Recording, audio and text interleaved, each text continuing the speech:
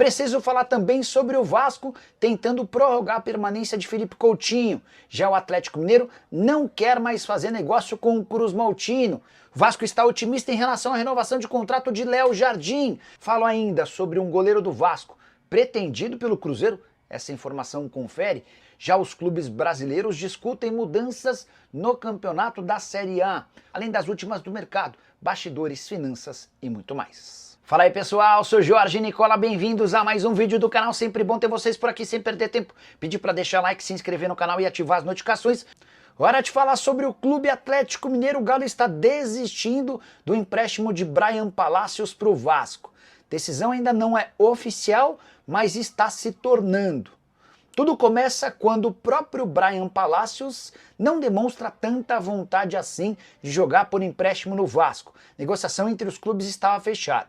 Surgiu num primeiro momento a contusão do Júnior Santos e do Hulk, e o técnico Cuca pediu que o Vasco, ou que o Atlético adiasse a transferência do jogador até as decisões do Campeonato Mineiro, as duas partidas finais contra o América. Existe uma grande chance de o Hulk estar em campo para o confronto contra o América nesse final de semana. Mas, nesse meio tempo, o Shakhtar Donetsk fez proposta e levou o Alisson por 14 milhões de euros. E diante da insistência do Bryan Palacios em ficar, dirigentes do Atlético se reuniram com a comissão técnica e estão propensos a comunicar nas próximas horas ao Vasco a desistência do acordo. Palacios, que havia sido comprado na temporada passada do Atlético Nacional da Colômbia por 3 milhões de dólares. Você acha que o Atlético acerta ou erra com a permanência do jogador? Já usa o espaço para comentário e registra a sua opinião, beleza? Bora falar agora sobre o Vasco da Gama, que já abriu negociações com o Aston Villa para prorrogação do contrato de empréstimo de Felipe Coutinho. O vínculo se encerra na metade do ano e o Coutinho está fora dos planos da equipe inglesa. É bem verdade também que o Aston Villa precisa de uma compensação financeira para tentar diminuir o prejuízo. Isso porque o meio atacante brasileiro havia sido comprado por 106 milhões de reais. E o seu contrato com o Aston Villa termina na metade do ano que vem. Se ele for emprestado até dezembro ou até a metade do ano que vem, vai estar livre para assinar um pré-contrato com o Vasco ou qualquer outro clube, não garantindo nenhuma compensação ao time inglês.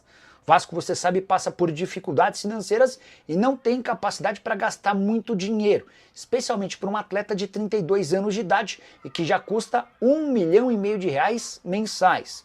O Payet e o Coutinho são os donos dos maiores salários do Vasco, embora você já saiba por aqui, o Payet tem tudo para não ficar no Cruz Maltino. O contrato também se encerra na metade do ano.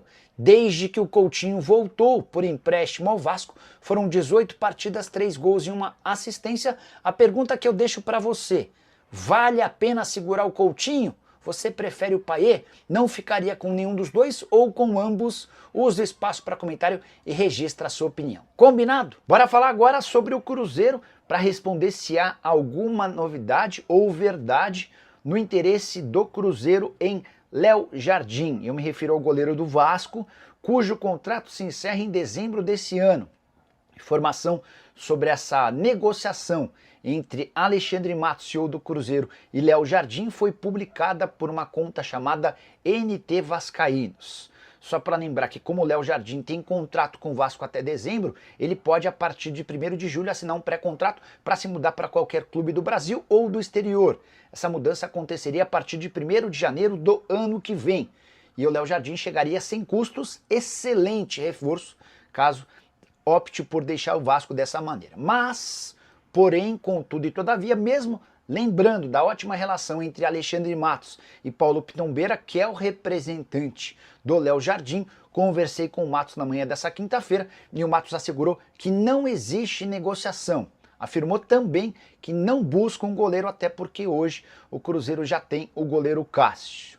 De qualquer forma, não sei se o Matos afirmaria ou confirmaria esse interesse, até porque, se o fizesse, o Cruzeiro correria um enorme risco de ser acionado na justiça pelo Vasco por assédio. Afinal de contas, você só pode negociar um pré-contrato com qualquer jogador a partir do momento em que ele entra nos 6 meses finais do vínculo. A saideira sobre esse tema. Enquanto dirigente do Palmeiras, o Alexandre Matos fez uma contratação parecida. Ele foi buscar o Everton, então com 30 anos de idade, no Atlético Paranaense, mesmo tendo na oportunidade Fernando Praz e Jailson. Final da história todo mundo conhece. O Everton muito bem com a camisa alviverde.